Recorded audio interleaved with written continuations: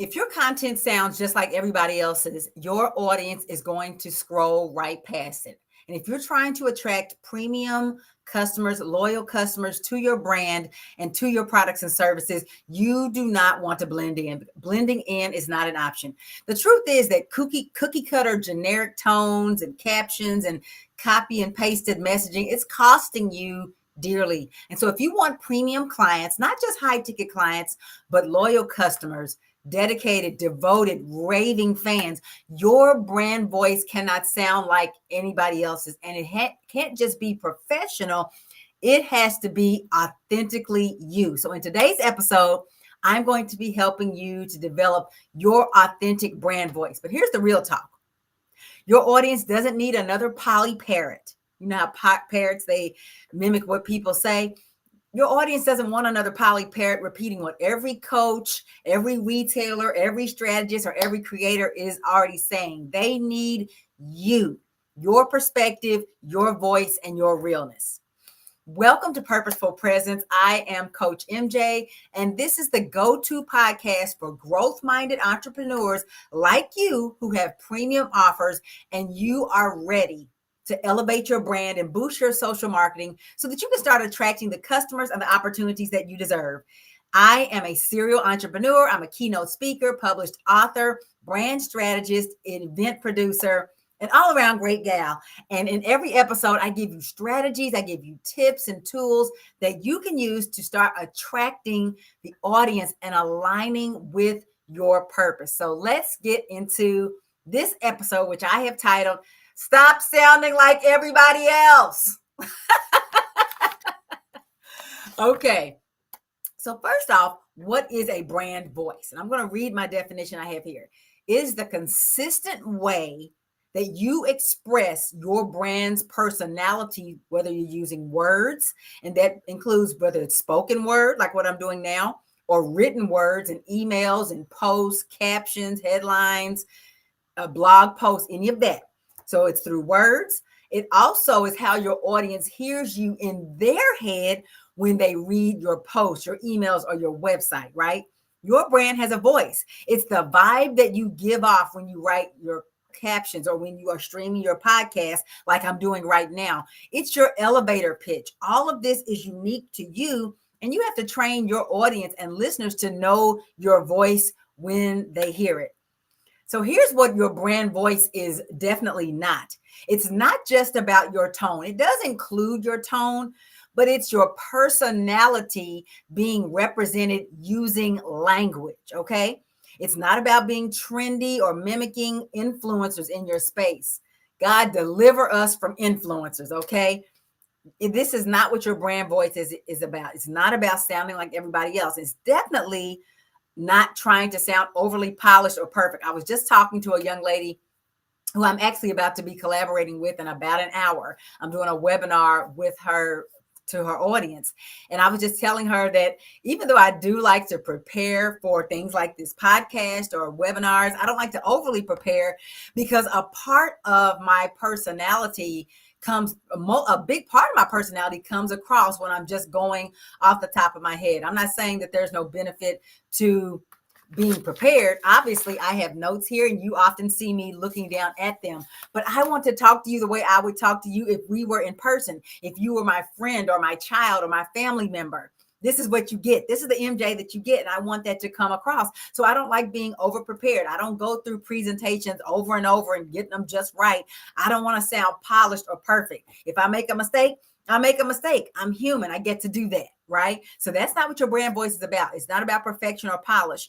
And most importantly, again, it's not about being a poly parrot, someone who repeats what they have heard everybody else say without putting their own spin, soul, or seasoning on it, right? There is nothing new under the sun. Everything I'm teaching you, somebody has taught somewhere before. It's very, very rare that you are literally the first person or that you're aware that you're the first person to come up with something. However, no matter what it is, you can always put your spin, your soul, your seasoning on it. And the most powerful brand voices that are out there are ones that are clear, authentic, and they are consistently recognizable. You want someone to read your caption and immediately think, that sounds just like Coach MJ, something that she would say.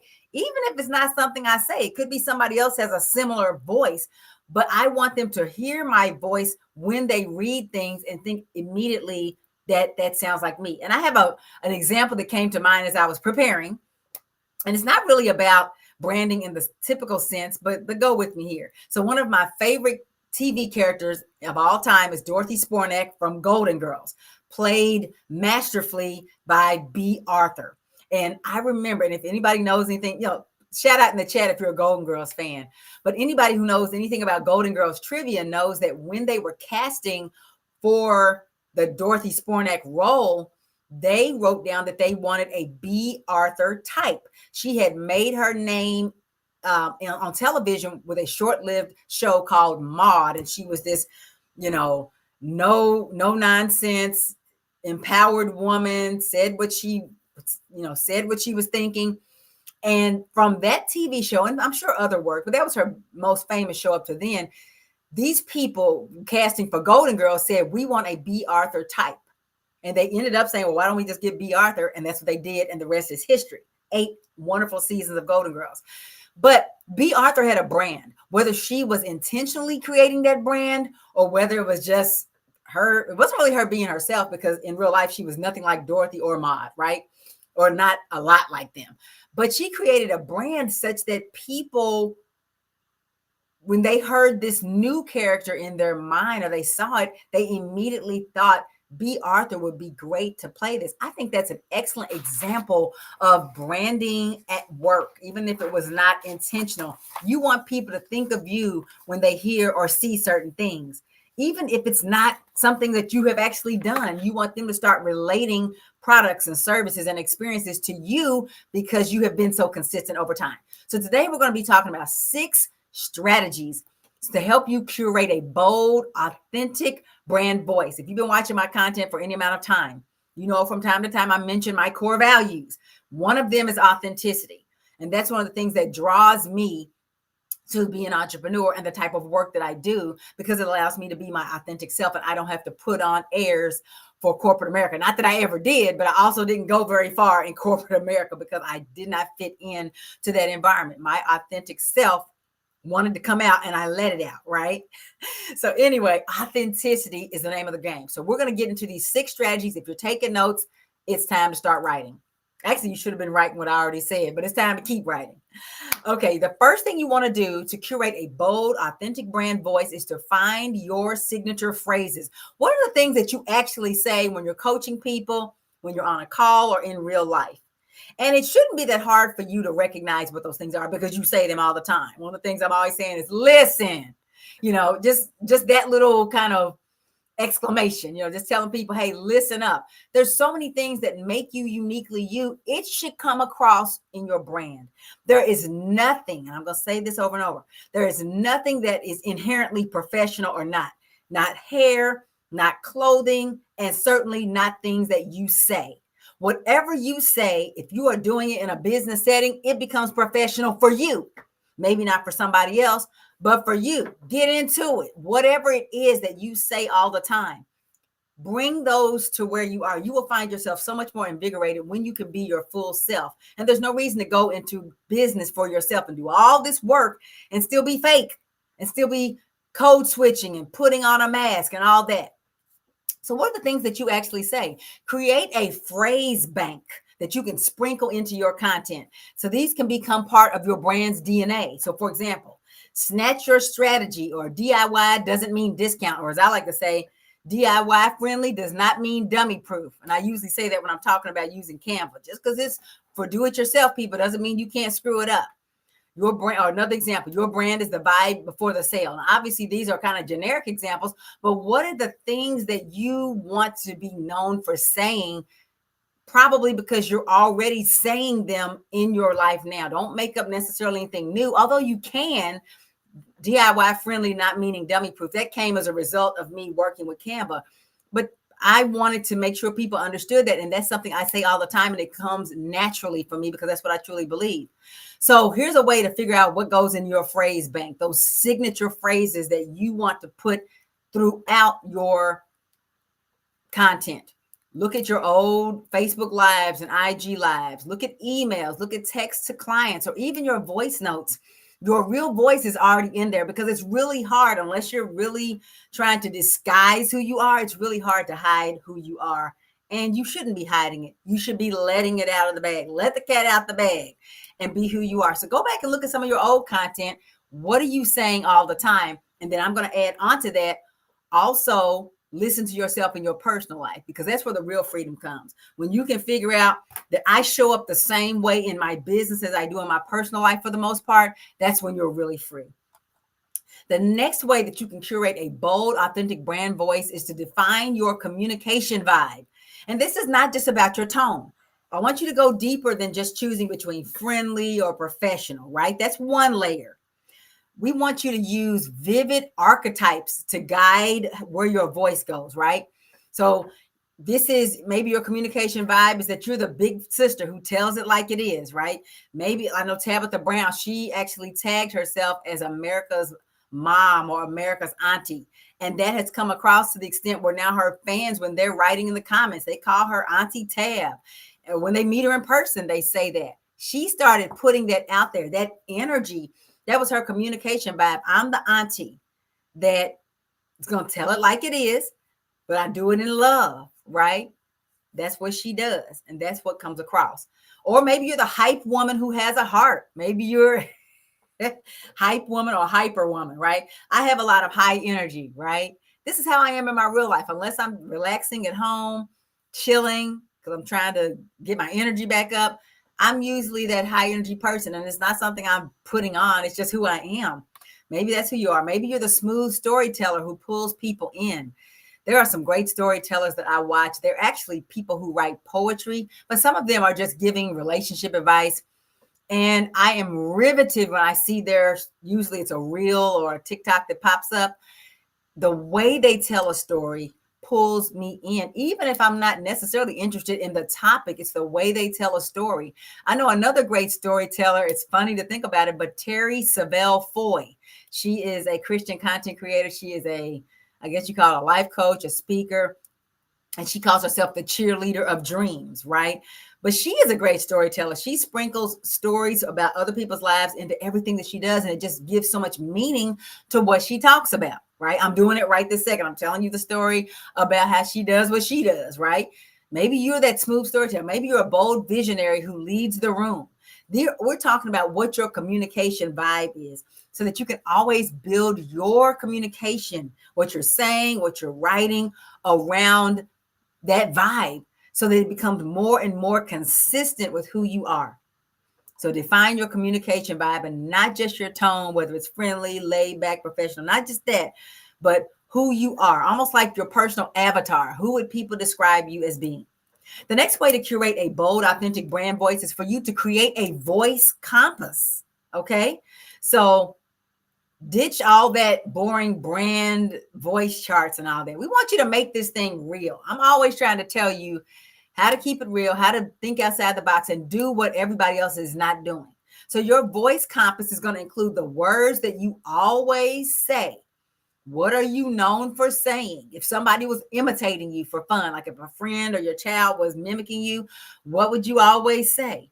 What are the words that you never say? There are some things that you never say. Maybe it's something that offends you, or maybe it's just something that's so counter to your personality that it's known that it's something that you don't say. We're talking about words here, okay? This is your voice compass. If you think about a compass, north, south, east, and west. Had to do it backwards. North, south, east, and west, right? These are the guidelines that tell you which way to go and which way not to go, just like a compass, right? So the words you always say, the words you never say, how you talk about challenges, and how you celebrate wins, right? How do you talk about challenges? For me, it's from a very positive aspect. It's a learning experience. It's not a loss. There's no failure. There's just learning ways not to do things. That's how I talk about challenges. I will never give up. I will always win. That's how I talk about it, how I celebrate wins. I get excited about the things I do, whether it's something small, like something I do every single day and I celebrate it every single day, to a major accomplishment, or my friends' major accomplishments. They know that my heart rate goes up when they are excited about what they're doing. just like it does for me when I'm celebrating something I'm doing. How do you celebrate wins? And then use your voice compass like a cheat sheet. Words you say, words you don't say, how you talk about challenges, how you celebrate wins. To keep your content aligned with who you are and unmistakably you, use this cheat sheet. Because here's the thing, even though it's naturally you, sometimes when we step into environments that maybe are very obviously professional, like when I start streaming this podcast, well, I'm not just relaxing on the couch enjoying some time off. I'm actually working right now. I'm actually building my brand. And so sometimes even the things that come naturally to you, it's easy to, without even thinking about it, push those things to the side and start being this other person because the camera's on, right? And we don't want that to happen. That's why you're doing these things. You're finding your signature phrases, your communication vibe, and you're creating a voice compass. And you will have this stuff available so that when you are in front of the camera, or you're writing a blog post, or you are teaching a class, or whatever it is you're doing, you can remember, oh yeah, this is who I am. Because we need those reminders, because when the camera comes on, or the computer comes out, or the person walks in the room, sometimes we can step off from what is naturally us, and we need to be reminded. And there's nothing wrong with that. The fourth way that you can curate a bold, authentic brand voice is to source your voice from real life, right? So if you're struggling to sound authentic, especially when you're on camera, start with how you naturally speak. So here's one way to do it. You can transcribe a voice memo that you might have sent to a friend. So maybe it was a text and you thought it was easier to just send them a voice memo. Write down everything you said, transcribe what you said in that message. Or maybe it's a Marco Polo. I have some friends I exchange Marco Polo video messages with, and I'm being authentic when I'm talking to my friends. Transcribe one of those. Or maybe a podcast that you recorded off the cuff. Most of my podcast episodes like this one are semi off the cuff. Like I said, I have notes in front of me, but I'm doing this off the top of my head. I don't want to just sit and read it. I use my notes as a guideline, so I make sure I don't miss those salient points. But for the most part, I'm off the cuff. I could go back and look at the transcription of this video to figure out, what is my voice? What is my authentic voice? How do I really talk? Because most of us don't listen to ourselves critically. Not that we don't criticize ourselves. We often do, unfortunately. But I mean, from a critical ear of learning about how you talk, most people don't do that, because why would you? Start to study yourself in the same way that comedians study their sets, the same way that singers listen to their recordings so they can get better. Do this with your voice. Maybe you went off on a rant in one of your journals. Look at how you were talking when your guard was down, when your defenses were down. This is your raw material, and we want you to polish it. We do not want you to dilute your brand voice, because who you are is what you're an expert at. Besides things that you know how to do, maybe your area of expertise, but you are mostly an expert at who you are. And you need to hone in on that and study yourself. Don't study other people and how they do it more than you study yourself. It's okay to learn from other people. Like I have on my list of goals that I want to do a TED Talk. So I go to TEDx events and I observe how those people are doing their public speaking. As a keynote speaker, I do observe other speakers, but not so I can be like them, so that I can learn the strategies that they're using to be themselves and then apply those strategies to being me. So don't polish. I mean, we want you to polish your voice as you're listening to these memos and podcasts and journal entries. Don't dilute it. The next way that you can curate a bold, authentic brand voice is to make it multi-dimensional. You are not just one thing. Ooh, girl. Ooh, guy. You are not just one thing. Your brand voice can and it should shift depending on the context. So even as I'm talking about being true to yourself at all times, that doesn't mean that there can't be nuances depending on the context. So in your Instagram, on Instagram, there's going to be more of a personal touch there. My Instagram is linked to my personal Facebook page. So whatever I post on Instagram goes to Facebook and vice versa, right? And that's the way I want it. So over there, you may see some more casual, playful, spontaneous content. Doesn't mean I'm not all business. I'm not just all business. I'm a mother, I'm a friend, I'm a daughter, I am a woman, I am a line dance instructor, I'm a hiker, I'm a traveler. I just so many things that I am. And it's okay in my Instagram stories to show that. I often in my Instagram stories share other people's stories, other people's reels. I'm going to share those in my stories. I'm not going to necessarily post them to my actual profile, but in my stories that last for 24 hours, that's where you're going to see other people's voices that I agree with or am inspired by showing there. Whereas on my podcast, this is where it's more intimate. I feel like, and I envision in my mind, you sitting in front of me one-on-one, maybe on a brand strategy call, which if you stay to the end, I'll give you an opportunity to actually have a one-on-one face-to-face with me. But my podcast, I'm going to have it's a different context. So here's where I'm a thought leader. Here's where I'm a visionary. It's not casual. It's not playful. I am having fun from time to time. I do chuckle at myself here on the podcast, but here I'm trying to shift mindset, shift perspectives, give you a different way of thinking and looking and behaving. So I show up differently here, but this is all me. I'm the same person that's on Instagram as I am on my podcast. On my website, I'm confident, I'm clear, I'm polished. Everything there, I'm not literally there. There may be some video clips of me there, but for the most part, that is static words. You're not going to get as much FaceTime outside of some pictures. And like I said, maybe some video clips, but I can still represent myself over there with my words, but there I'm speaking with confidence and clarity and polish. So you are multidimensional. Don't think that, okay, I'm being myself, I got to be the same way everywhere. I change my posts a lot of times. I'll send an email. I did this last night. When I'm sending out content, my emails are longer. Why? Those people have subscribed to hear from me. They want to learn from me. They want the opportunities. They want the freebies. They want the opportunities to invest. They want those things there. So I talk to them in longer form there. When it goes to Facebook and LinkedIn, I actually use artificial intelligence, which we're going to talk about next. I use AI to sometimes shorten those emails because it doesn't go across the same exact message doesn't work on LinkedIn as Facebook. And even as an email, but even between Facebook and LinkedIn, there are some differences in the tone. There's some differences in how you show up. It doesn't mean you're being fake. I do show up a bit more professional on LinkedIn because that's not a space where I'm not going to say it's not emoji friendly, but it's not the same as it is on Facebook, even on my Facebook business page. It's okay to be multidimensional and still be true to yourself. You have many facets to you. Use this opportunity to investigate what those facets of you are and show up in the right context in the right way. And the final way that you can curate a bold, authentic brand voice is to train your AI to speak to you. So if you're using ChatGPT, which, as I say all the time, ChatGPT is a paid actor, a paid team member in my business, right? We talk all the time. But if I don't train Chat, it's going to give me what it gives everybody else. And I don't want that. I have to train Chat through the way my settings are set up and the way I put the prompts in there so it knows exactly what way to write things for me so I don't sound like everybody else. I'm going to say this. I don't know if I'm going to be successful, but I'm going to do this. Up here, I think I'm going to put a link to my video I did a few weeks ago on optimizing your ChatGPT prompts, how to write them to get the best out of them so you don't sound like everybody else. I want you to watch that video next. If I'm not able to put it here in the video, I will put it down in the description of this video, the link to my ChatGPT prompts video.